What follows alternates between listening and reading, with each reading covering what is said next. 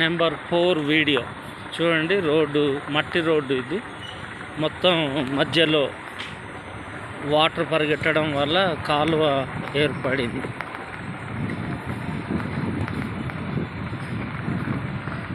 ఇక్కడే నేను స్టార్టింగ్లో ఈ గ్రామానికి వచ్చినప్పుడు పడిపోయాను. బటన్ పెద్ద వేస విరిగిపోయింది. అప్పుడు నాకు ఒక్కడే బండి నా మీద పడింది. కష్టానికి కాలు లాగి నేను తిరిగి వెళ్ళడం అయింది. చూడండి, టర్నింగ్ చూడండి సార్ ఒకసారి.